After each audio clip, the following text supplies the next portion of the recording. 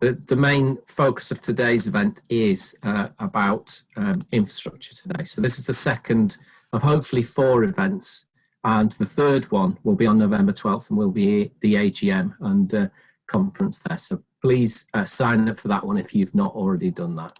And we look forward to that. The fourth one's not scheduled, but it's the 2 Metro mayors in the Northwest, so Liverpool City region and Greater Manchester, who were due to be before November 12th, but as you've probably noticed, they've been a little bit preoccupied at the moment.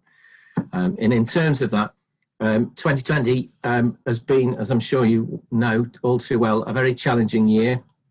COVID has accelerated the widening of inequality, and it's had a massive impact on people and our communities. Poverty, mental health is worsening, domestic violence is skyrocketing, and access to social and healthcare services has been vastly reduced, which has increased health inequalities. Across the board, those who already suffer the greatest inequality have been worst affected. And there's a growing concern across the sector that some of our communities' most vulnerable people have very much begun slipping through the cracks, as they say, particularly those who are digitally excluded. We know that many voluntary sector organisations are struggling too. Long-term non-emergency funding is harder to access, and other income streams have also taken a hit. Financial sustainability is becoming an increasingly pressing concern for many organisations. We're seeing short-term boosts in staffing, which we think will very much take a U-turn come January.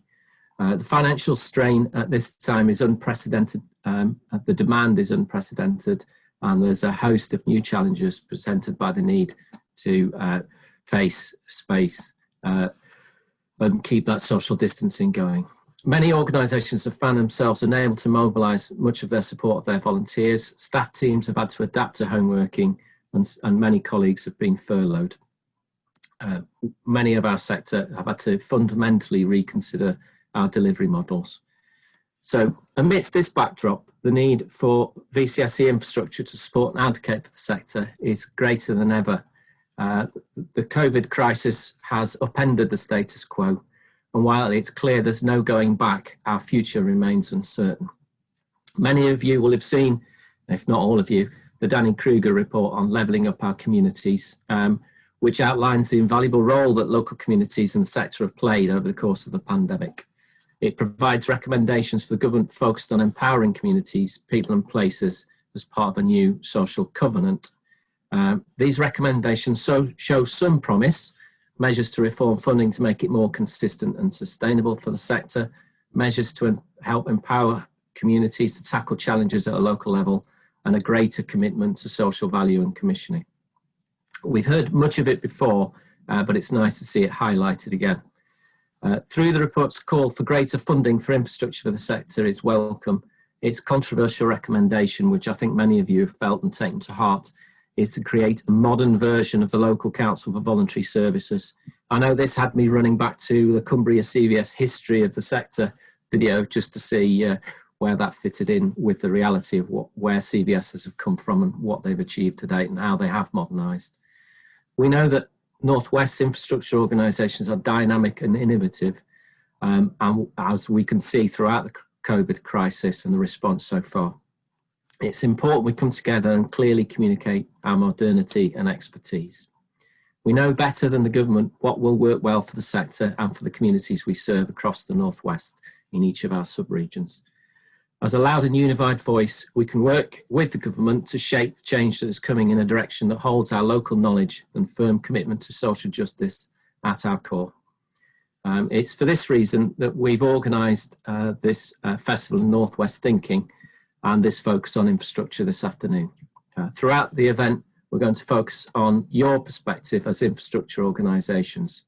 So this is our opportunity for us to get organised, start a process of coming up with a shared analysis and clear strategic set of demands which truly reflect the needs of the Northwest infrastructure and the sector and communities we serve. So we have a number of speakers, one from each sub-region, and we have a number of national responders, as we might call them, who are going to talk to us about their perspective on what's happening and what we might need to do both as the Northwest and together nationally. So if I run through the agenda, we've got Caroline Whitney from Cheshire and Warrington, Lorraine Smith from Cumbria, Mike Weld from Greater Manchester, Naz Salmon from Lancashire, and Sally Yeoman from Liverpool City region. And then in terms of national infrastructure responders, we've got Judy Robinson, the chair of NAVCA, Rita Chadder, chief exec of the Small Charities Coalition, Andrew O'Brien, who's from Social Enterprise UK, director of external affairs there, and Carl Wilding, chief executive of NCVO. And then we'll open it up to a Q&A session. So I'm hoping we can be relaxed about this, but take this seriously and think through what we need to do. So I'll just introduce Caroline Whitney very quickly. She's the Chief Exec of CVS Cheshire East, and she's going to give an overview of the Cheshire and Warrington infrastructure perspective. We've recently launched a new partnership with colleagues in Cheshire and Warrington called the Cheshire and Warrington Infrastructure Partnership, and Caroline's a key part of that, as many will know. I'll introduce Caroline, and you have 5 minutes, and I'll give you a 1 minute warning towards the end, Caroline, if that's okay. Super, thanks Warren. So hi everyone, as Warren said, I'm going to share some of the challenges that Cheshire have faced. In the context of COVID, Cheshire actually includes Cheshire East, Cheshire West, Warrington and Halton. And each of those local authority areas has got an established CVS or voluntary action, and we have been working together actually informally for a number of years as a network. Through COVID, each of the organisations in Cheshire took on a slightly different operational role through this, with some being very volunteer and community focused and some of us being slightly more VCFS focused. However, there were very similar challenges, opportunities and successes irrelevant of what the role was that the infrastructure organisation took on, or the lead role area. Overall, I would say within Cheshire and Warrington, each organisation rose to the challenge in their area, and there is a very strong feeling that they've improved relationships with the voluntary sector groups and their statutory partners, and that the value of infrastructure has increased, and also that we're going to have quite a strong strategic legacy in place after this at a Cheshire level and a Cheshire and Merseyside level. So some of the challenges we faced, which everybody's kind of faced in terms of capacity, whether that's people capacity or money capacity, meeting the demand that we've had, how do we respond quickly, how do we prioritise what meetings with partners that we attend, how do we change our services, how do we operate remotely, and how do we manage IT elements. So they're challenges that all of you, I'm sure, will resonate with all of you. I think the key for us in Cheshire and Warrington is that I feel that we've all been very visible, both at a place level and also at a Cheshire level. So at a place level, operationally, we all attended partnership meetings, and we very strongly supported the voluntary sector in a very visible way. So, for example, in Cheshire East, I held a weekly Thursday Thoughts voluntary sector meeting, so we were very visible in that in terms of who we invited, who we attended. And in Warrington, for example, they very much coordinated the community response element, so we're very visible within their community. The other thing I think was a success for us at a Cheshire level is there is actually a lot of respect and trust between the infrastructure bodies as a partnership. So we do promote and support each other and kind of work as champions. And that has very much helped us strategically in terms of raising our profile, because we don't just talk about ourselves. At the Cheshire and Merseyside level, there's two key elements for us. One, as Warren mentioned, is the formalisation of the Cheshire and Warrington Infrastructure Partnership. And the second opportunity that we've taken advantage of is both myself and Sally, who's going to talk later. We were seconded into the Cheshire and Merseyside Healthcare Partnership, so our STP, to very much push for voluntary sector strategic involvement. And both of these have led to the ongoing strategic role that we're going to be able to play. So one of the key things is that we've now got, as part of the Cheshire and Warrington Infrastructure Partnership, we've got a long-term place on the Cheshire Public Sector Transformation Board. Prior to COVID, we might have had a bit of lip service about our role on that board, but it has really been the formalisation of the infrastructure partnership and the visibility of partners during COVID that has supported us to have that place. And that that formalisation of the partnership has very much created a vehicle through which we can promote infrastructure organisations and enable statutory organisations to access the sector. So we've been promoting this out, and I've had really good feedback from our partners saying they're really looking forward to working with the group. They think it's going to fill a gap, and they see it as a gateway into the sector. They see us as the place and the way they can engage with the sector. Some of the things we've been doing as a partnership, so through working together, we've been able to gather intelligence from the sector. And we've worked really closely with our community foundation. I know Margaret's on the meeting today, but we have worked really well with our community foundation. And I think that relationship has really flourished and grown actually during COVID. And now they are quite a strong advocate for infrastructure when they go out and talk about us, and are very much promoting us, which I think has been a really good development as part of this. The key bit is that any strong relationships we've had before COVID have just been further strengthened by our ability to step up and deliver. A kind of final thought, because I'm going to probably under 5 minutes now, aren't I? I'm going to be really good. I think there is a message I would want to give, is the early days in the pandemic, and even now, I think we very much feel that we have to do everything, that we have to be involved, we have to be engaged with everything. And so that leads to a lot of pressure and a lot of workload issues and everything else. And we did a survey with one of the groups saying that they'd let it be okay that they didn't do everything. And I think there is a challenge for us moving forward around how do we prioritise and how do we make sure we're doing what we really need to do, but not necessarily doing everything. So that kind of key message, but also I think for us, it's been around trusted partnership working, actually delivering and saying what we're going to delivering what we say we're going to do, which has led to better strategic relationships and better local relationships with our voluntary sector. So that's my 5 minutes. Thank you, Caroline. If I move to colleagues in Cumbria, so I've got Lorraine Smith from, she's the Chief Exec of Cumbria Action, which I think is the RCC for Cumbria, who's going to give us an overview of the Cumbria infrastructure perspective. Are you okay, Lorraine? Mute. Is that okay? Can you all hear me? Yeah. And can you see my slides? Yes. Thumbs up, that's great. I've actually got a lot of slides, but they're really to go out to you rather than to talk about necessarily now. But that's me. I'm from, the slides are now not running, which is not very helpful. Hold on a second. Put it on slideshow, there we go, that's better. So my organisation is the RCC for Cumbria, the Rural Community Charity, Rural Community Council, and we do these things, but I want to talk about the working with others part of this, because we work very closely with Cumbria CVS, who are the infrastructure body for Cumbria, and we've always supported Cumbria CVS as the infrastructure body for Cumbria. So that's really important in our relationships in working in these areas. Cumbria is quite small, and we've got a lot of rural population, and we're good at emergencies. We haven't had a choice. We've had a lot of them over the last 10 years. You can see the list there, and it goes on. So we have had to get a lot better at our response, both as a statutory sector and as a third sector. So our challenges and opportunities, and you can put these in both categories in some ways.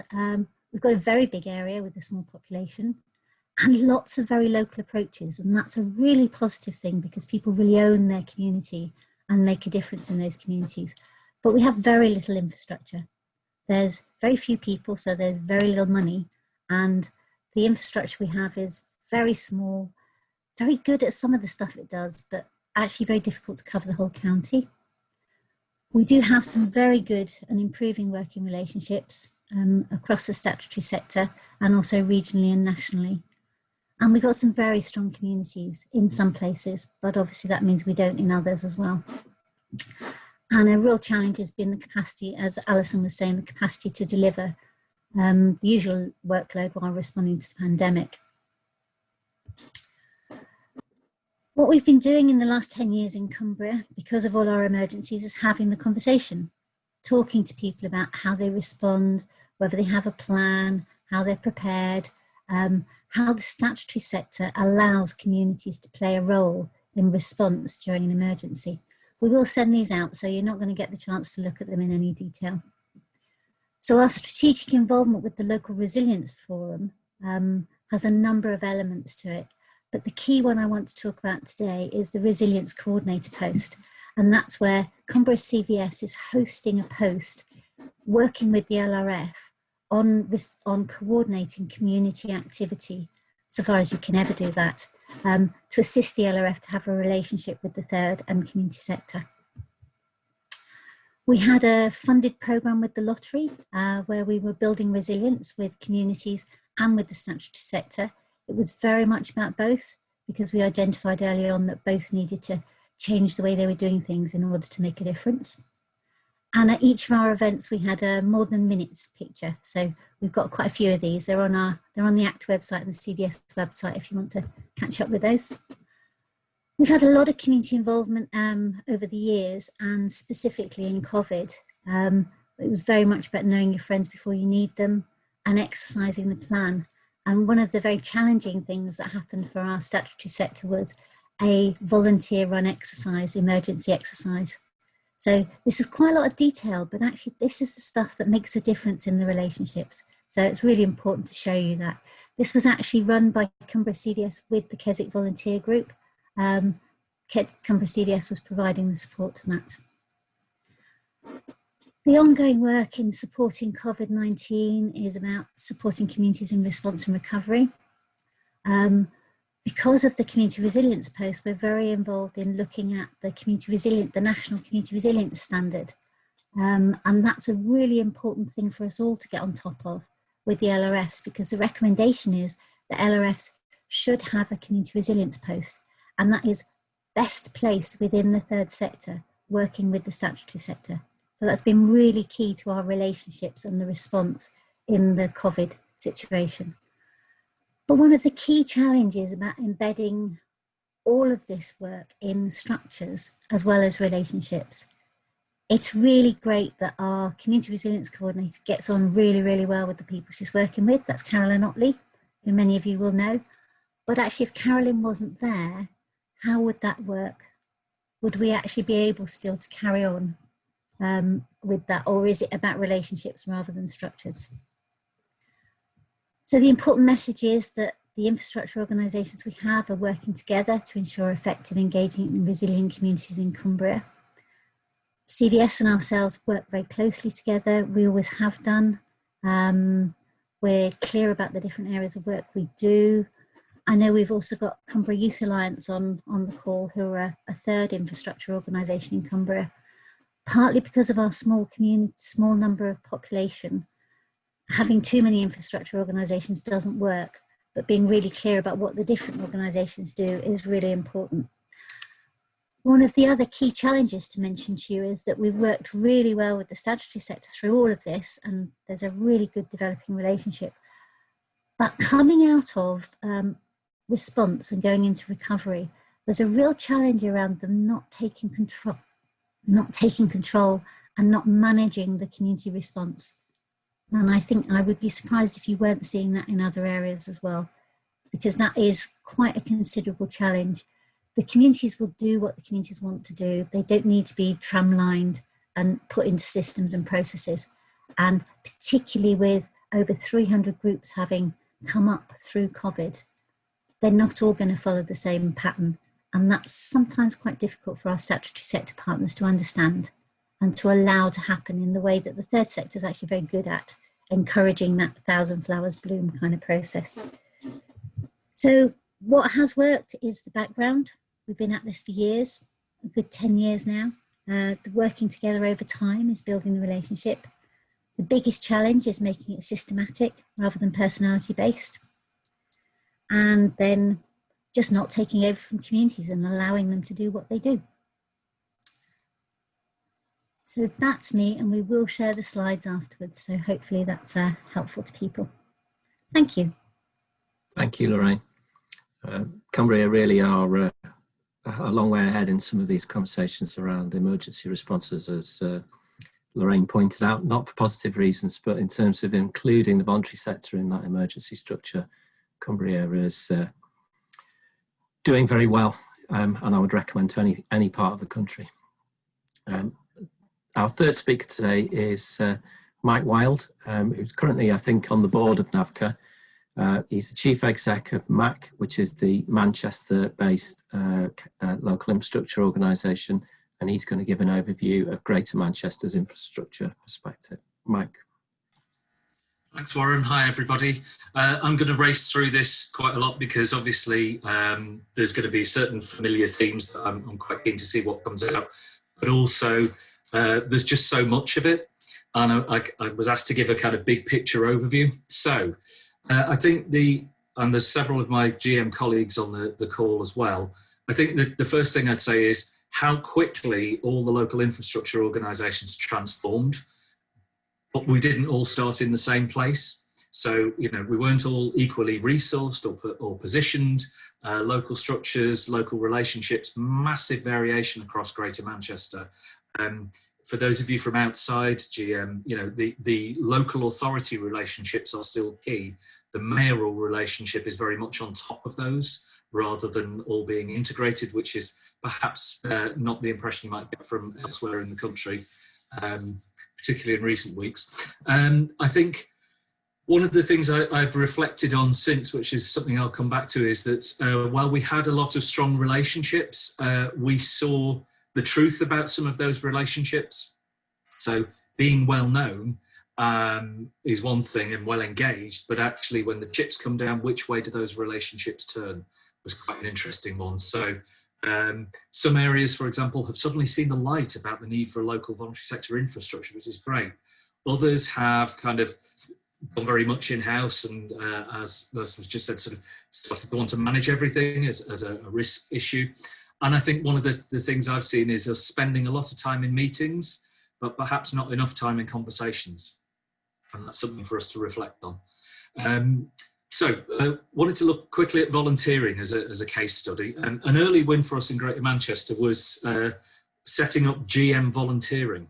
So we managed to work with the Mayor's office, who obviously wanted to be seen to be doing something, getting something out quickly, that rather than setting up his own volunteering initiative and his own programme and all, just use the convening power and the profile that you have to point people to all the local points of engagement with volunteering. So we set up a special website which said, right, if you're in Salford, you go to Salford CVS. If you're in Bury, you go to Bury VCSE. And the traffic that came through that was fantastic. But it also meant we avoided a huge waste of time in the potential for duplication of effort.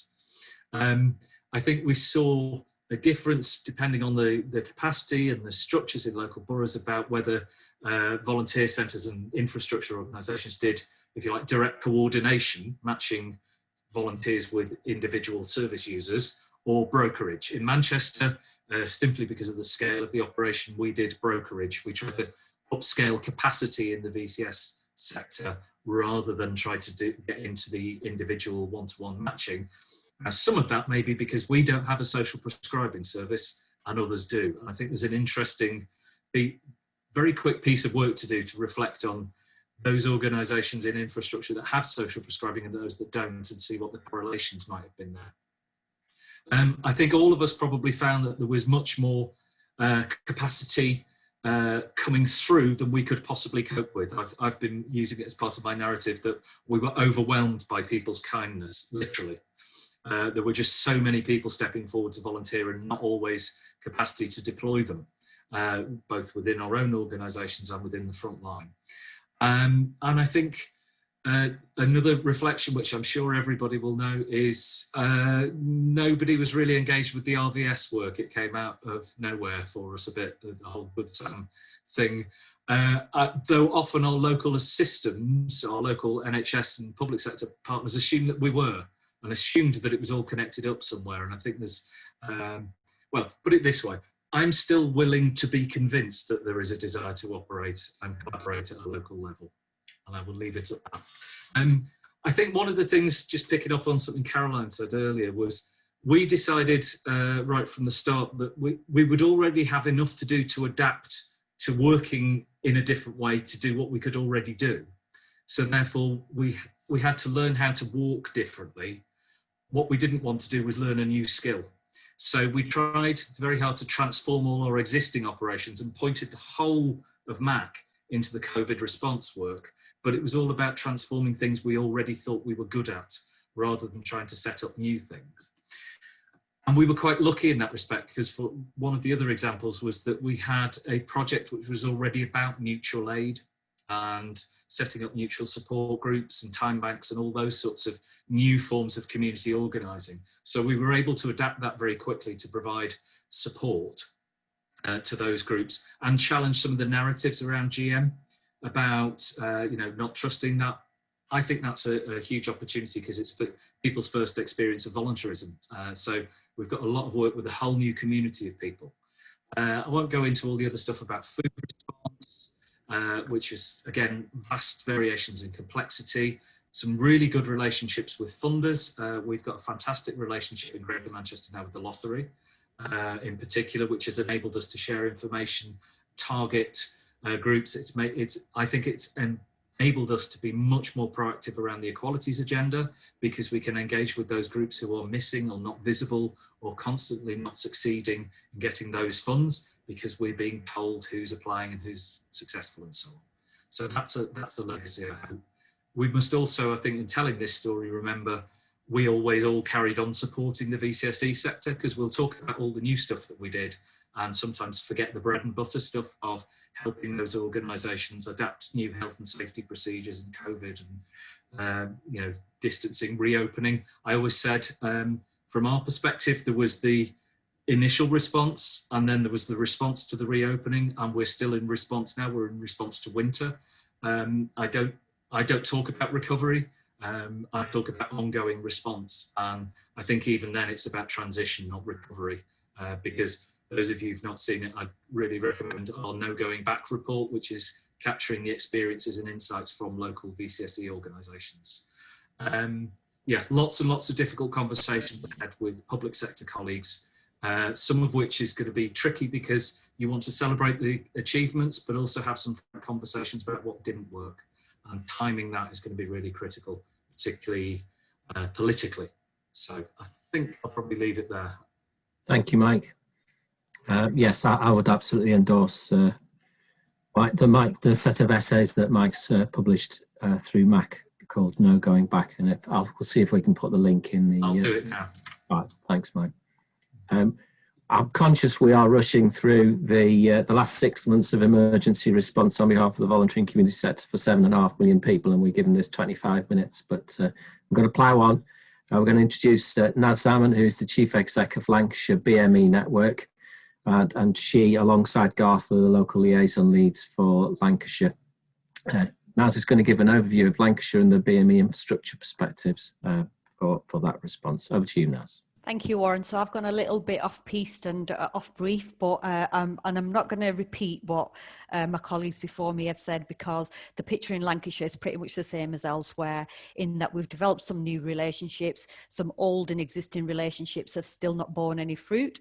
So I'm just going to go through how it's affected our sector as a whole, the infrastructure sector and the BME sector as well. So in Lancashire, we've got a really strong infrastructure system in place. We've got LACVS, who are a partnership of 8 organisations spanning the whole of Lancashire, providing your traditional infrastructure support. But then we've also got infrastructure providers who offer specific support to specific communities as well, such as the elderly, women's groups, etc. So we've got a really good system of support. The question is, what is the issue? So the issue for me is, and always has been, that there's very little recognition and understanding of the value of infrastructure. And yet, when COVID hit, it's exactly this undervalued and underfunded system that responded to the emergency in a manner that's becoming of our sector. So we're unrecognised, undervalued, but the system still continues to provide support to the wider sector, regardless of the fact that we are heavily utilised by the statutory sector. And yet many of the organisations, and I know this isn't just a Lancashire picture, it's national, we don't receive a penny for our efforts. We do this because it's what we were set up to do. The picture in Lancashire, in fact, is that in between 2016 and 18, we were funded by the local authority as a partnership to provide infrastructure support to the sector. But the proviso was always that after the 2 years ended in 2018, infrastructure organisations would become self-sustaining, as would the wider sector, and the wider sector would no longer need infrastructure support. So what added to this issue is the fact that there is under-recognition and we're undervalued as a sector. The statutory sector is dismissive of the need for infrastructure, but then we've also got funders who are equally reluctant to fund the system because, and I understand why, prioritising service delivery, but there isn't that acceptance that the VCSE needs support mechanisms to be able to attract funding and then to be able to measure and deliver impactful work. So as infrastructure services, and I think this will be a national thing again, we've had to diversify our and to generate income. So as the Lancashire BME network, we've had to take on service delivery. We've had to look at other means of income because we don't get any infrastructure income. And without that infrastructure income, we can't continue to support the sector. So we rely on little bits here, little bits there, 5% off this project, that commission, and that's what pays for our infrastructure support.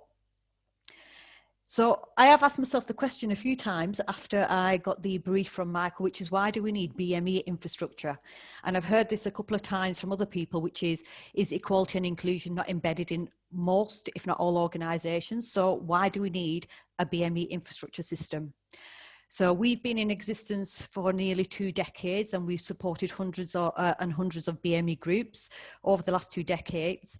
But recently, over the last 7 months, the ask of ourselves has rocketed. So I've asked myself the question again, why are groups coming to us? Why are they not going to wider infrastructure services? And for me, the answer to that question lies in the fact that we are specialists in what we do. So equality and inclusion isn't embedded in what we do, it is what we do. And that's what we're about. So we offer a culturally competent and nuanced support service that meets the needs of BME VCSE organisations. And now we've got an extra spotlight thrown on our sector through the identifying of systematic discrimination within systems and especially in statutory provision, and who better placed to support the BME VCSE than an organisation with lived experience. So what issues do we face as a BME VCSE? Well, the additional challenges that we face over and above other organisations in being funded is partly due to perceptions and bias, whether that be conscious or unconscious bias. We're not attracting the same level of funding. So even though many parts of civil society can say that they are underfunded, there is a long-standing and historical issue around BME organisations being poorly funded and not being empowered to challenge and create change. So as the saying goes, we feel like we shouldn't bite the hand that feeds us. So we're very reluctant to challenge the status quo. So when you're a BME infrastructure organisation, you've got the existing challenge of being underfunded, but because infrastructure is not sexy, nobody wants to fund us. We've got that additional challenge and that additional layer, which is not only are we BME, but we're infrastructure. So we've got the additional challenge of attracting funding. So what the pandemic's done for us as a BME sector has been fantastic. It's thrown the spotlight on so many inequalities. It's put us at the top of the agenda. I've never, ever been so busy and I've never felt this valued in my entire career. However, there is a caveat to that. I still feel it is pretty much lip service. And I feel that once the spotlight goes off this agenda, we're going to be back to not square one, but somewhere close to that. So my question always is, how do we make a change? Is short-term funding the answer? Because a lot of funders, and we've been the recipients of funding, so we're very grateful, but is short-term funding the answer to a long-term problem? And for me, the answer is no. We can't expect changes overnight, and some funders which like I said, I'm really grateful the funding's there, but there is this idea that we can make a change within 6 months. March 2021 seems to be the marker at which we feel like there's going to be a change. But this quick short-term overnight funding for me is not the answer. So I'm going to wrap it up. So in closing, we need VCSE infrastructure. It's crucial. Without infrastructure, you're going to have something that's not going to sail. Ensuring equality and inclusion remains at the heart of what we do is why we need BME infrastructure. The future of infrastructure is looking grim and always has, but without infrastructure, what is the wider sector going to do? Are we going to thrive or are we going to diminish? And I'll leave it there. Thank you, Warren. Thank you, Naz. Thank you. Our final speaker from the sub-regions of the Northwest is Sally Yeoman, who sits on VS&W's board now, which is lovely. But she's also Chief Executive of Halton and St Helens VCA, and she's going to give an overview of Liverpool City region. So I've got a task of saying a little bit about the challenges and opportunities faced by groups, and then a little bit about what we've done as infrastructure organisations in the Liverpool City region. It wasn't until 5 minutes before I joined the call that I realised I'd almost exclusively focused on challenges, which says quite a lot about the way my brain works, because I'd completely missed the opportunities bit from the conversation. So this isn't probably going to be news to anyone, but some key challenges for groups in our sector that we've focused on in the Liverpool City region relate to funding, resources, the financial cliff edge, the end of furlough, the impact of local authority positions on grants and contracts, loss of trading income. There is no end of ways to describe the financial impact that groups are experiencing and seeing. Access to kit and equipment to be COVID safe, how they got back in, how they started to operate again, an increase in demand with much more complex needs. So a bit of an NHS word, but the increase in acuity. So what's happening in communities, what's happening to individual people, becoming more and more complex. So Mike's point, we've started some recovery conversations, and it almost feels like you're on a bit of a yo-yo, back in and out of responding, and I think we should all just pretend we're not recovering and just carry on responding. But that kind of fatigue around continuing to respond, changes in terms of health. So on top of this impacting us, the kind of changes in the health landscape, geography, commissioning, relationships, resources. I suppose one of the things that we're all affected by still is the impact of all of these complex issues on groups, alongside the fact that, you know, we've had a programme of austerity for 10 or more years, and the places that we live and work in are already impacted by that. And that was the starting point for the Northwest, I think, when COVID began. So I quickly jotted down opportunities. So both people have described the you know, what's been helpful around infrastructure, but I think really the value and impact of the role of the sector, of volunteers, of social action, of voluntary action has never been more obvious, valued and clearly articulated than it has been over the last 6 months, I think, in our experience in the Liverpool City region.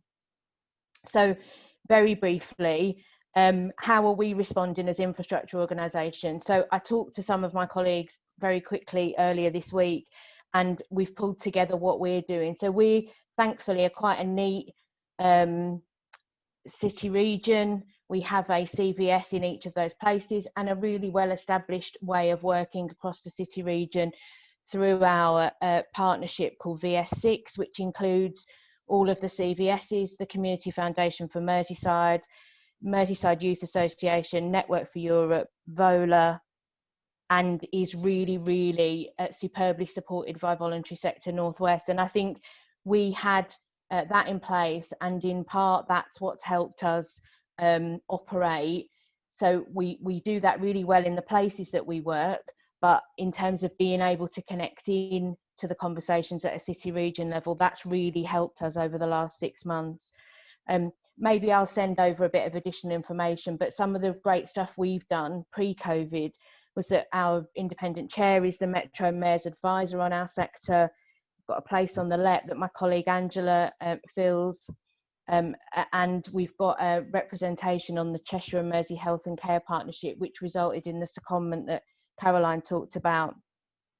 So what have we done? Well, very obviously some of the things that other colleagues have talked about, a very kind of frontline response. We've provided over 50,000 items of PPE to groups through a donation from partners, coordination of the volunteering offer. We've continued to provide funding, advice and support and enabling funds to get to the sector, sometimes very practically.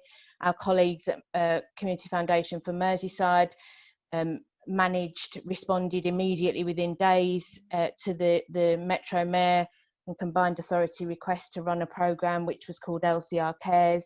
So £2 million of investment into the sector over the last 6 months through that approach. And then we've done loads of stuff around the kind of strategic input. So we've had a series of assemblies at a Liverpool City region level to brief the sector, to connect the sector's experiences and views into the strategic role we all play as infrastructure organisations. Some great stuff in terms of recovery, pictures and paper, lots of access to information and local briefings, and the data and insight gathering across the city region so that politicians and leaders and policymakers understand what's happening in the sector and how we help the sector respond. So very quickly, if I've only got a minute left, we've had a lot of input into response structures and now recovery structures, and I think moving into the next phase in terms of what any additional restrictions mean, certainly we've seen that around the tier 3 restrictions. Angela White, my colleague, said that we've been responders, catalysers, social action developers and implementers, and I thought she should probably, I'm going to start saying that all the time now. And I think that's what's happened really for us as infrastructure organisations in the Liverpool City region. So key to our response was already being well connected and organised together and working in a positive way. Thank you, Sally. Lots of questions here, isn't it? I mean, some of the things I've picked up is that locally, the infrastructure organisations have never been more valued in my time in local infrastructure, which spans now going back to 1998, I think. I don't think I've seen local partners more positive about local infrastructure organisations over that period of time. Yet you might see in the Kruger report a slight disjunct at national level around the conversations and the role that infrastructure's playing. Clearly, we've got exceptions around the way the sector's being picked up as part of the emergency response structures, and NAVCA have done a great job in pushing that over the last 6 months. But if I move now to the panel, there's lots in there, and I'm happy to kind of flag up some key themes, but I don't think I really need to. So if I start with Judy Robinson, who's chair of NAVCA and founder of VSNW some 25 years ago, and ask Judy to speak for 5 minutes, and then I'll move through the other 3 national speakers who kindly joined us here today, and then we'll open up the conversation to a broader conversation for everybody. Judy, what's the make of it so far? Yeah, thanks very much, Warren. Well, it's great to see so many people. Some I know, some new people. It's good to be back in the Northwest, which is my sort of home. I've got 2 trustees, NAVCA trustees here, so I've got to be careful. I found it absolutely fascinating. We're really useful for NAVCA's thinking about the future, and it's certainly something I want to connect to more. I do a bit of this already. Just want to pick up a few points really by way of debate and conversation.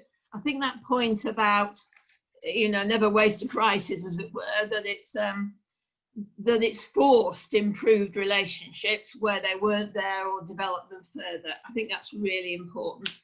Question is, how do we carry that on? Because when crises go, and I think somebody said, I think it was Lorraine, how do we not revert back to type? And it seems to me that local government, whatever its political colour, is often conservative with a small c. So I want to be aware of that. I was talking to, just picking up the Voluntary Sector Emergencies Partnership, where NAVCA's played a key role with others as well, talking to the co-chair, the CEO of the British Red Cross, and really those national partnerships of infrastructure have come on apace, I think, through that partnership.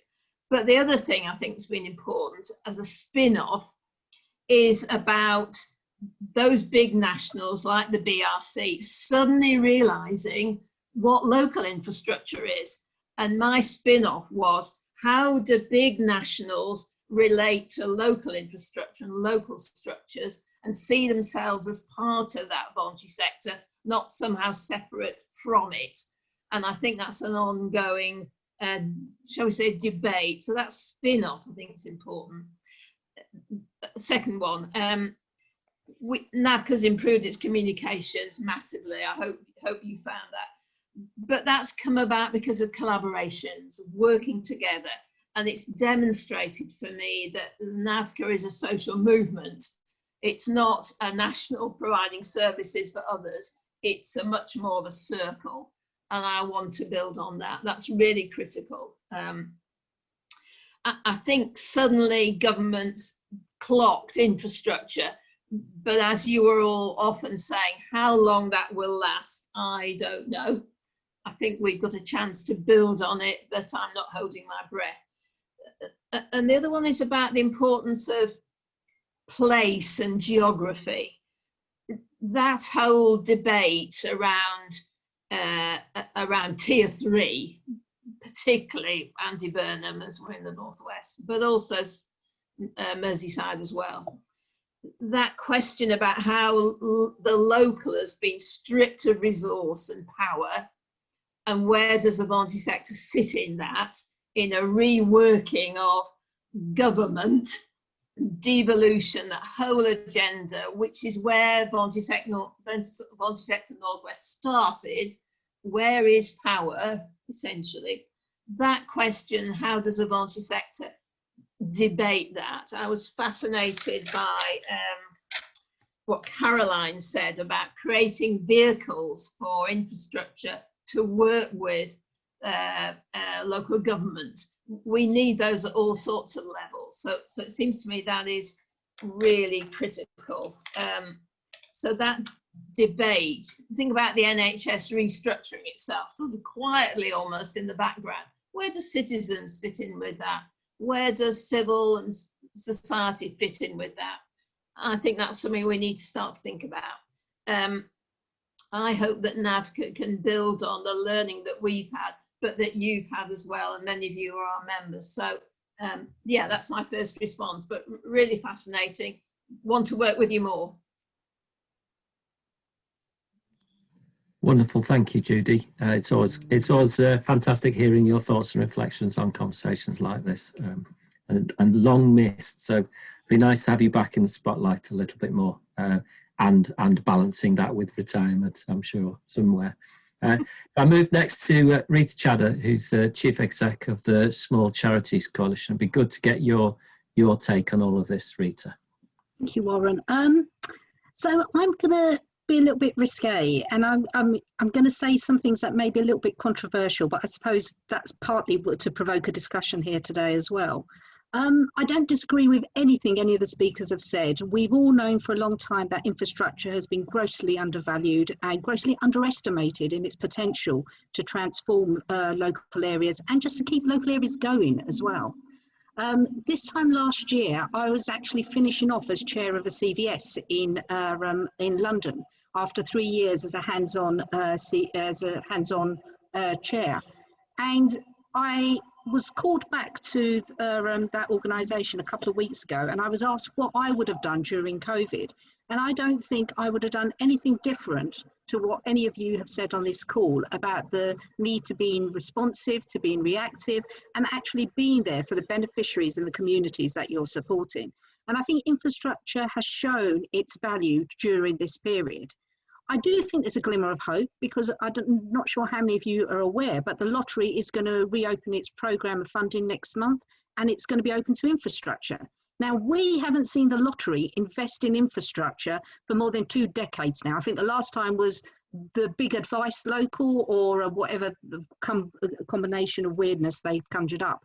And in practice, I actually think that's partly our fault. The reason why the lottery has not invested in infrastructure is because we've let them seize the argument about where voluntary activity should be. So we've had loads of experimentation around volunteering, around neighbours helping one another. We've had the big society coming in through the back door. And slowly we've seen this amplified through mutualism at the moment, and mutual aid. And which is why I think actually Danny Kruger's report is an absolute disaster for the sector. I think there's recommendations in there that set to divide and break our communities, and we need to be fully aware. I'm tired of being nice to government. As you can see, I feel like I've been let off of the leash in this discussion, because I'm sick and tired of having to be nice to ministers who have absolutely no respect for the sector at all. I know there's colleagues on this call who will feel differently, and that's absolutely right. As organisations, we have very different approaches. And just picking up on some of the specific comments here as well. When we talk, and I'm going to divide these comments into people, partnerships and places. Partnerships is what the voluntary sector has always been its best asset, but also its worst challenge as well. We know as a sector how competitive, let's be honest, we can be very competitive between us, but we can also be our best allies. At the national level, I'm sure Carl will testify to this later as well. We've collaborated like we've never collaborated before. We would be lying if we said it wasn't without its challenges, but it has also achieved a lot as well, and we need to build on that for the future.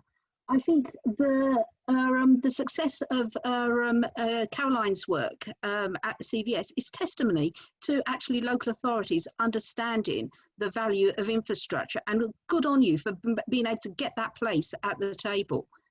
Hugely important. The notion around people. Now, people are our greatest asset, but they're also our greatest danger as well. And we need to celebrate the fact that this is a moment of unity in the sector. We have never seen the sector as united. We may be quarrelling about who crosses the T's and dots the I's, but actually we're very clear. This government has let us down. Local government hasn't let us down. And local government does need to be supported around that a lot more as well. On the other issue that Naz touched on quite eloquently around equality as well. We've seen what can only be described as a complete mess of how to handle quality in the sector.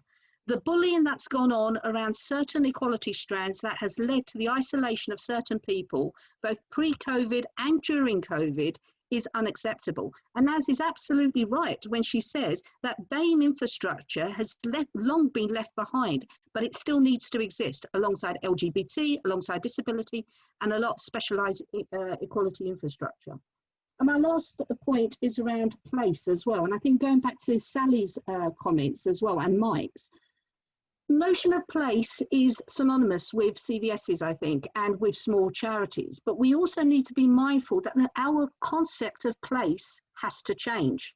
The tiering, our understanding of how communities are transient, especially when unemployment is going to strike as well, means that actually our concept of place needs to be a lot more radical as well. This idea that everybody's on a insular system where they just identify with one place is actually quite outdated.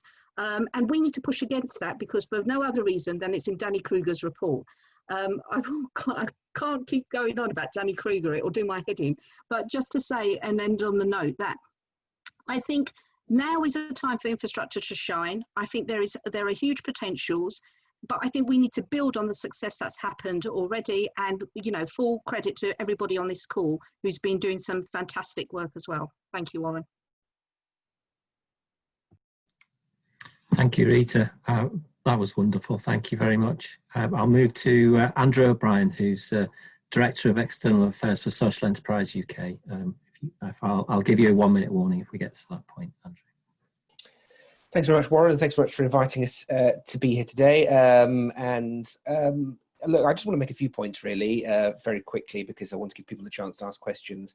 I think this crisis has, for some, I think, really thrown into question whether social enterprise is viable in a lot of places. And what I mean by that is that, you know, a lot of charities, in my experience, were told, you know, diversify your income, set up trading arms, be more business-like, you know, mimic what the private sector does. And they've adopted these social enterprise models. Then when push comes to shove, they found themselves not only unable to get access to a lot of charitable support, but also unable to get access to private sector support. And, you know, people are going, well, what's the point really of doing that? And I think there is a risk here that, you know, government's approach at a local and a national level is forcing almost a bifurcation of social enterprise. I think you're going to see potentially a lot of social enterprises who were kind of spun out of the charity sector, maybe going backwards a bit and turning back into traditional kind of volunteering based charities. And you might see a big chunk of the social enterprise sector, which has embraced more commercial models, kind of leaving behind that voluntary sector edge. And I think that's a massive mistake, because what we need is more of a blurring of the lines between business, charity, social enterprise, government, the state, not this kind of going back into the silos that we saw decades ago. And so I think I just want to throw that out there really as a first observation, I guess, on how COVID has impacted the social enterprise sector. And I think for infrastructure, what role does then it play in helping to sift through some of that and support those transitions and adaptations in business models? I mean, one of the things that we've picked up from our research into the sector is at least half of social enterprises have had to fundamentally change their business model because of COVID, and the majority of those are never going to go back to what they did before. So there's a huge opportunity for infrastructure to support, develop, and create new solutions and ideas. And I'm not in the social enterprise space, certainly, but I'm not sure necessarily whether we're in a position really to have the capacity to do that. I think the other thing, I've had a bit of egg on my face actually from an SEK perspective, in the sense that, you know, we were a bit of Cassandra-like at the beginning, because we were very concerned that a lot of social enterprises were going to go to the wall pretty quickly, and that was the feedback we were getting from our members and from the sector more broadly. To give the government credit, I think we were, you know, the furlough scheme has worked far better than we expected it to, and the business grants, particularly those devolved to local authorities, have been more effective at supporting social enterprises. And I think infrastructure takes a big, you know, should get a lot of credit for that business grant support, particularly because I know, talking to social enterprises, it's local brokerage on the ground, helping people to identify the key stakeholders that they should be engaging with, that's enabled them to get access to that funding. But so that's kind of actually demonstrated, I think, in a way that social enterprise has been far more resilient than people maybe would have given it credit for at the start of this crisis. And I think that's gone to show the benefit that having a diversity of business models and approaches can have in sustaining social and environmental and action within local places. So I think that kind of issue of, you know, how do we better support organizations to be resilient is going to be critical, because I don't think that COVID is going to be the last crisis we face over the next few years. I mean, we've got potentially a no-deal Brexit coming down the line. There's going to be particularly large economic stability probably caused by that. We might have further waves of COVID. We may have other pandemics, who knows? So I think that resilience piece is really important. And again, I think perhaps we're better at the climate crisis. Somebody's mentioned, good point, Ben. I think also but I think what it's demonstrated perhaps is, in terms of the short-term support, actually maybe organizations, particularly in the social enterprise sector, are better able to weather that. But now in the medium term, as we get into the long tail of this crisis, actually this is where infrastructure can step up perhaps. And perhaps we often kind of rush a bit like lemmings immediately towards the crisis to try and solve it, when actually maybe as infrastructure we should be stepping back and trying to think, anticipating 6, 9, 12 months down the line, how we can support organizations once that immediate support's gone away, because that's a real challenge. And I suppose that the final bit is, and we kind of, you know, I'd be interested in people's perspectives really on that, but it's, you know, how do we build back better from this whole crisis? And the government has said it wants to build back better. Nobody really knows what that means. You've heard phrases like levelling up. I think, you know, that the infrastructure has a critical role in shaping that within local places, but I'm not sure whether we're in the right position to do that and whether we've got the headspace to do that. And I think the reflection I would take away is kind of one on the big society, which, you know, we've all experienced in our careers, it was a huge opportunity for our sector that we never really were able to maximise. And I think that's partly because governments were expecting us at a local level and a national level to define what the big society meant and to give it some flesh on the bones. And I feel like we're levelling up now. We're starting to see already people questioning what that is, whether it's real, whether it can be done. And I think there is a critical role for infrastructure to kind of provide the flesh on the bone within places.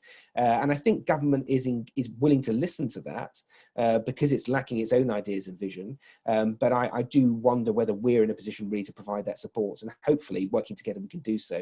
But I think I'm out of time there, Warren, so I'll just leave it there. But really stimulating conversation so far, and thanks for inviting us. Lovely. Thank you, Andrew. In terms of building back better, or no going back, seems to be a more popular term at this point in time. I think each sub-region has had a chance to do a little bit of work on what that might look like for the sector right across the Northwest. I'm very conscious we've had to rush it.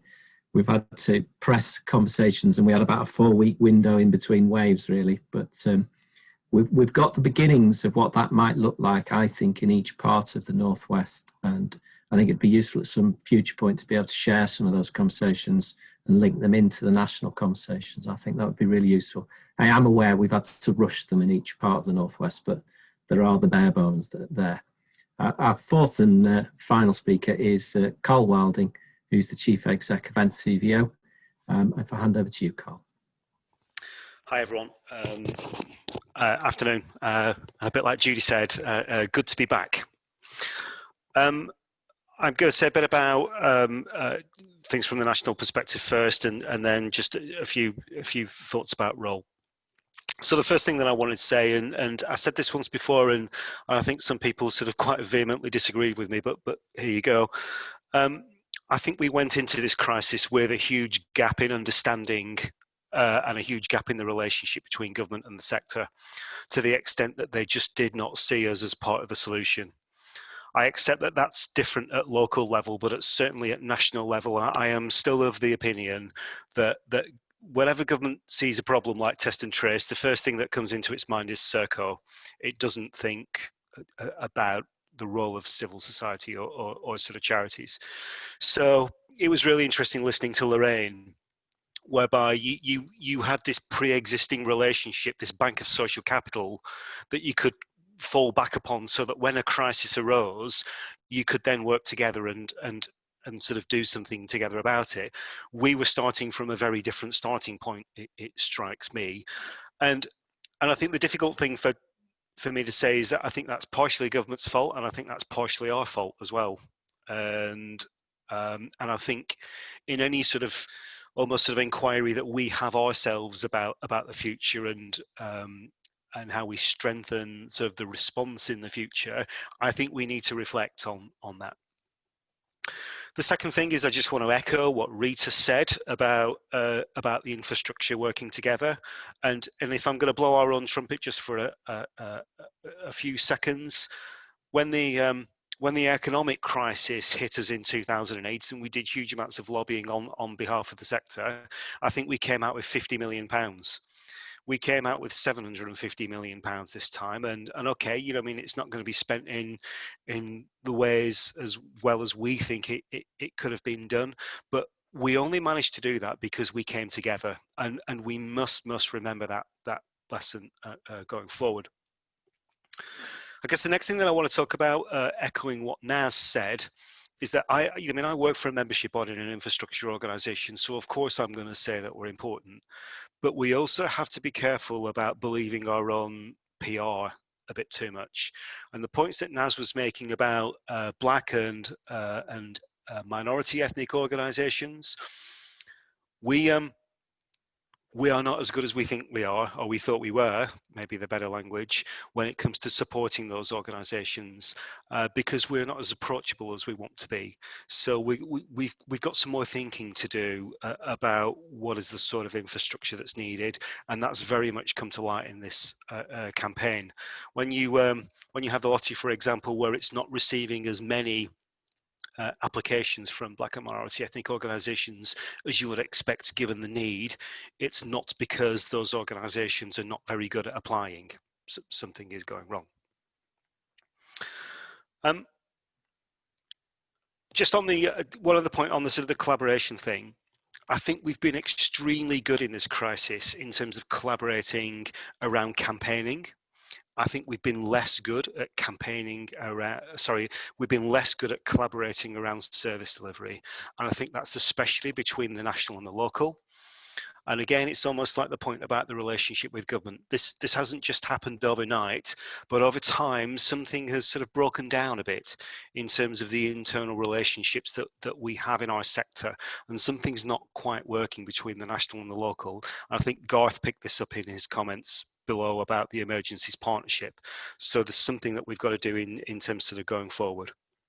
And then the final thing just about sort of infrastructure ourselves. I don't think we should be shy about making the case that too much infrastructure, it's not just underfunded, but it's the wrong type of funding. My predecessor would have said, physician, heal thyself.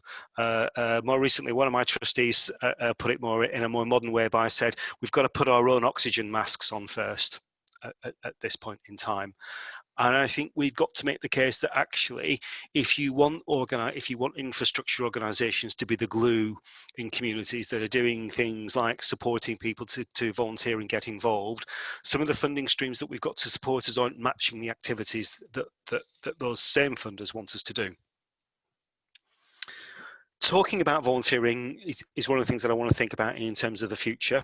And I would say that just as someone I think on the chat said that we've centralised too much. We're trying to run the entire country from a number of small offices surrounding 10 Downing Street.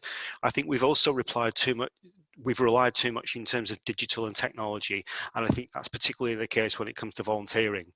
At the last count, I think we have about 45 platforms for brokering volunteering, and at the same time, we're not recognising actually that fundamentally getting involved in your community is inherently a local activity, and actually face to face is still incredibly important, and that we've got to support the local volunteering infrastructure. Related to that, sort of also going forward, I think government has really not done well in terms of communication channels both up and down from the centre to the local. I was on a call with a local authority chief exec the other day who formerly was a sort of senior civil servant. She was incandescent with rage about how central government has treated local government. So it's not just us, but we at the centre have got to get across our message better, that if you want to get the message out, for example, around the social distancing rules, you can't do that from an office in number 10 and some very smart advertising campaigns that appear on whatever website I happen to be visiting at the time. You need trusted intermediaries who are trusted by people on the ground who actually know them. So you've got to involve civil society if you want to do that. The next to last thing I want to say is that my big learning from this crisis has been about coordination. And I think at the risk of sort of sounding a bit rubbish, coordination is not the same as networking. And I think we get paid an awful lot to do networking, but we don't get paid to do coordination. And you mean Andrew and Rita and Judy will probably say this, we spend a lot of our time at national level coordinating people in different government departments because they either can't or won't talk to each other. And the big thing that I found in the crisis is that there are an awful lot of people that want to do useful things in society, but what's really missing is the layer that's about coordination. And I think we've got to make more of an argument that coordination as an activity is much more involved and detailed than networking, and you have to fund and resource coordination if you want that. The very final thing I wanted to say when I think about infrastructure going forward is that we've got to think about what's our role in terms of the well-being of the people in our sector. The first 3 months of this crisis, in some respects, were brilliant. We all pivoted our organisations really quickly. We had that real sense of purpose, that we were responding to a crisis and that we were all in it together.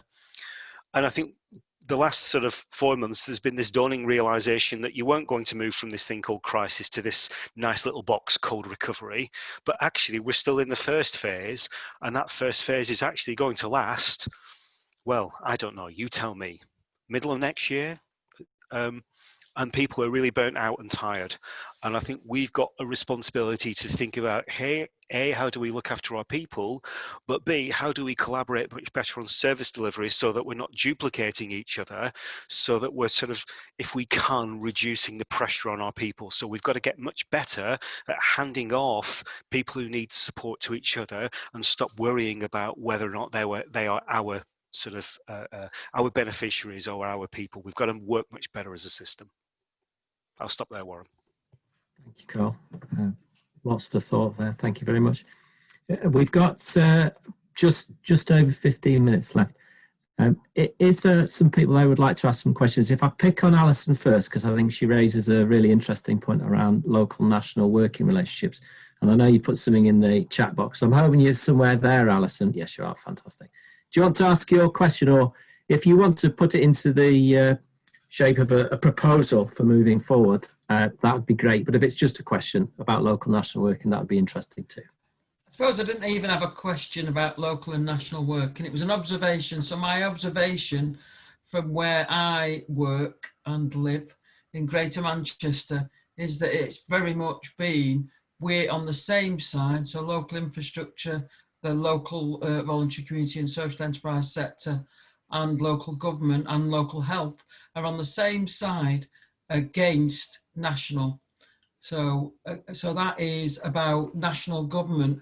But I also, in all honesty, think that in my sector, there is a disconnect between them, and maybe this is a fault of local infrastructure, I'm not sure, but a real disconnect and misunderstanding of what national infrastructure organisations are doing. And unfortunately, I think that particularly falls at your door, Carl, and I think to some extent it does also fall to NAVCA's door. So I'm sorry to say that, Judy, but certainly I've been party to quite a lot of conversations.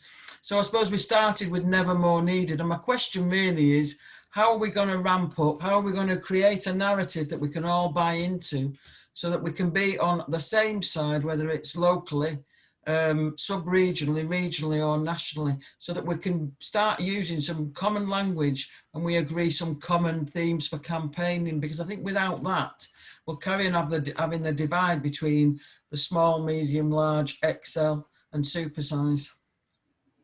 Are we okay to focus on this? I'm conscious we've not got a lot of time, and it feels like the relationships in the room, we haven't had a chance to have conversations like this between local and national, and it feels like a unique opportunity. So I'm not picking on this issue. I just feel like if there was an answer we could come together on, we've got the right people in the room. And I'm also conscious that every time I've sent a message to Carl or Judy or anybody nationally, they have come back to me. But it has felt like we've all got our own coal faces, and they're not necessarily the same one, and we've been busy at them, doing what we need to do as individual organisations. Do you want to start with a response there, Carl, and then I'll come to you, Judy, and Andrew and Rita, if you want to chip in. I'd love to hear your thoughts as well. Well, my first response is that we're not going to sort this in the next 15 minutes, so I'm happy to come back. My second response is that on the national call that we have as infrastructure, for example, Alex Winham from GMCVO joins us for that. So we do try and involve some, but clearly there's more to do. The next thing I'd say is that we've just done a massive sort of review of what NCVO is for. And maybe one of the things that I could do, Warren, is come back to this meeting and present to you all the evidence that we had, because one of the key things that came back was the relationship between local infrastructure and the centre, and what people want from that relationship. And then finally, what I would say is that in terms of going forward and the sort of thing that I want, Warren, you and I had a conversation last week about what support the sector in tiers 2 and 3 should get. And you had some policy proposals, and we took those policy proposals to the group of national infrastructure organisations that Rita talked about before. Policy officers have all taken them away. They've now integrated them into our core set of asks of national infrastructure, and we're lobbying on your behalf. And let me rephrase that, sorry. We want to give you a platform, and we want to help you to sort of talk to people that you might not have been able to talk to. That's, for me, that's how the relationship should work in the future. Thank you, Carl. Judy, do you want to chip in there? That's wonderful offers from Carl there. Absolutely up for them as well.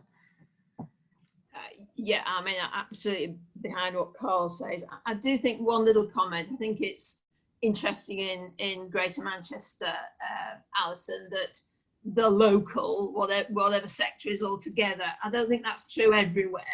Not all local authorities support their local voluntary sector as against the national, so it's not the same everywhere.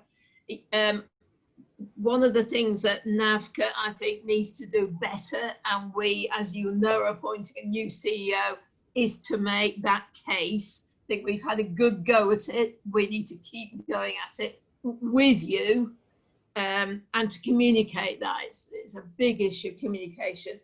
I think, as Carl said earlier, that thing about coordination, how you make things work together, has not been funded, and really until very recently for NAVCA. So the doing of it and the funding to do it hasn't been there. Not an excuse, but perhaps a reason. So yes, I think the conversations that began in the Emergencies Partnership need to carry on in these sorts of ways. I don't have an answer, but I hope we're working towards that. And certainly whilst I'm chair of NAVCA, that's one of the critical things for me. Thank you, Judy. Rita and Andrew, do you want to come in terms of what that Build Back Better conversation needs to look like, and how we need that to feel like it's engaging right across the country, and I think for me the Northwest? So I think in terms of Build Back Better, we're not going to be able to respond to that effectively until we are in a position to understand what the importance of local is. And I think that's going to be the defining feature going forward. And that's going to take quite a bit of work. Just going back on that point around the relationship between local and national, I think one of the challenges is we're working on two different timescales. Local councils can be a lot more agile, can be a lot more adept at changing and taking some level of control over their own destiny. Not if they're in a tier though, but whereas with national government, they're so incredibly slow and they're contradictory and they're confused. I think Andrew's alluded to it before.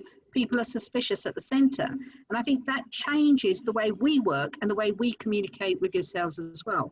And just in terms of Small Charities Coalition, this time last year, one of the first things we did was put out a survey where I think a lot of you on this call are members of us as well. And we got absolutely slated by the CBSs in particular for the training that we were providing. But, a year on now, and actually so delighted that so many of you promote it actively, that so many of you come on the call as well. And I think, we're not precious about how we work. We're not seeing territory at all as an issue. All we want to do is that a stronger sector together does make it easier for each of us locally as well. Thank you, Rita. Andrew? It's a few reflections, really. I mean, I feel like SEK, we've been a bit kind of on the outside. I know Peter's been kind of involved in some of the conversations Carl's been involved in, but, for obvious reasons, the civil society group has been focused on some issues around volunteering, etc., which are not core issues for social enterprise. So, so we kind of been a bit on the outside. I would say, I think Carl is right. I do give credit to the work NCVO and Small Charities Coalition has done of getting a huge amount of money out of government. I think that's very positive. I think in terms of the next stage, though, and I think Carl touched on himself, the charity sector is not seen as a solution to anything, to be brutally honest. I think, there is, politically speaking, politics is so important. I think, in a sector we're talking in the kind of Blairite technocracy language sometimes. We've moved on from that. I think Boris Johnson, Dominic Cummings, his advisors, they don't care about solutions. What they care about is the narrative. They care about what it what the optics of it looks like. And I wouldn't just say it's just them. I think it's most politicians these days. We're in an age of presentation, not in an age of policy and substance. And I think that's the kind of key challenge, I think, at a national to local level. Is I think it's different at a local level. I think it's much more substantive and I think more rewarding. And I think the work that's been going on with local infrastructure has been better in a way, because I imagine you probably got more done than we have got at a national level. I think at a national kind of infrastructure, we've got to adapt ourselves into becoming much more the presenters and showing off the benefits of the sector and talking the language of politics, not in a party political way in the sense of just talking in the Conservatives' language, but, you know, Keir Starmer's developing his own narrative around, you know, a society where people can grow up and grow old together, and, you know, we'll get more from that, and the Liberal Democrats might come back. That's where I think we can add a lot of value. And I think Alison makes a good point about arming people with arguments and evidence, and I think that's where we can be doing more, and certainly SUK, that's our kind of focus at the moment.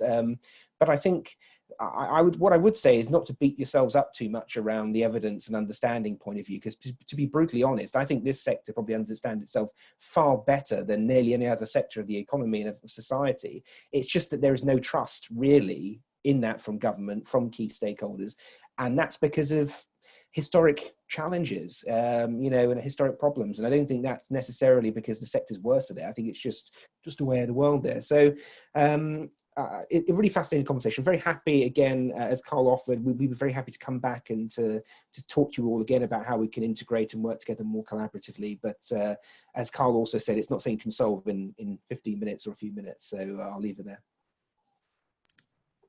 Thank you very much, Andrew. I've left shocked and stunned, and I don't think I disagree with your comment in the chat box, Andrew, around Serco being more trusted than local government and the VCSE sector. You can see how we've got to that point, but that's just astounding, isn't it? And I don't think I disagree with you. Can I just make a really quick point on that, Warren? It's. I mean, Thatcher used to talk about people being one of us, and I think the problem with the charity sector is it does not. People in government do not feel that charity is one of them anymore. Maybe bits of it are, maybe some more established foundations they do, maybe some of the kind of you know, more traditional causes perhaps they do. But and Carl can talk about it more than I have. That erosion's been taking on for years and years and years.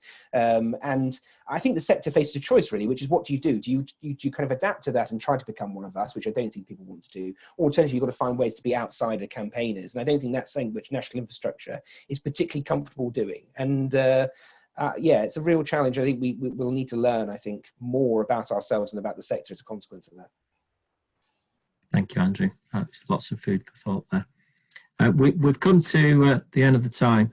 There's clearly about 24 hours more conversation to be had there, and we've not touched on what the kind of core messages we need around messaging around infrastructure.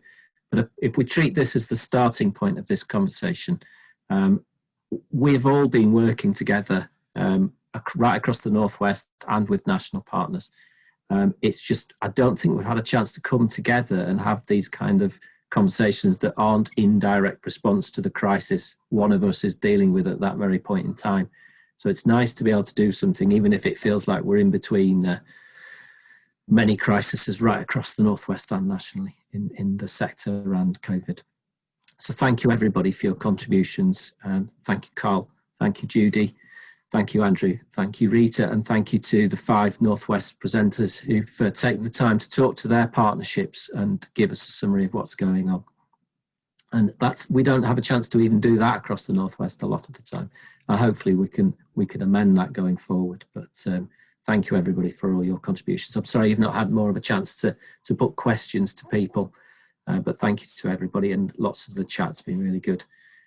We will pull together kind of the headline pieces of this conversation and some of the asks and some of the offers, and see if we can pick up on these and pull this together into a kind of initial position paper or piece that we can all take forward and think through how we support that piece of work around infrastructure and what's needed in order to support communities in the sector. Some really important, challenging points from Andrew, so it's nice to have those thrown at us, and we need to remember those. If you would all fill out the online monitoring feedback form, as soon as you're off this, Michael will post a link in the chat, and we will email that link around afterwards as well. But if you could put your contributions there, that'd be great in terms of the evaluation. As I said at the beginning, we've got another event coming up on the 12th of November. It's 2 till 4:30. That's VS&W's AGM and Beyond 2020, the role of the VCSE sector. So that's where some of the messages from today's conversation and from our first session on equalities and COVID last week will feed into that conversation. We've got Paul Streets, hopefully, Lloyds Bank Foundation, Ellie De Decker from the National Lottery, Sarah Longlands from IPPR North, and we're seeing if we can get Neil McEnroy as well to contribute to that conversation. I don't know if you all know, but VS&W membership is free. That's our promotion here. And Michael will post a link to a membership and email that around afterwards. So if you're not a member, then please do become so. If you're not sure if you're a member, please do ask, because we've had people who've gone, yes, I'm a member, I'm been a member forever, and they're not. Please do apply, it's free. Thank you, everybody. We'll send a report on and let you know where we've got to this conversation. I'm sorry we've barely scratched the surface there, I'm conscious of that.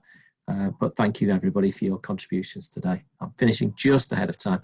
I didn't think we could open up another conversation around, so what do we want to do about infrastructure at this point? I think we'd have not got that fitted in into 2 minutes, but we will pick that up. All right, thank you everybody.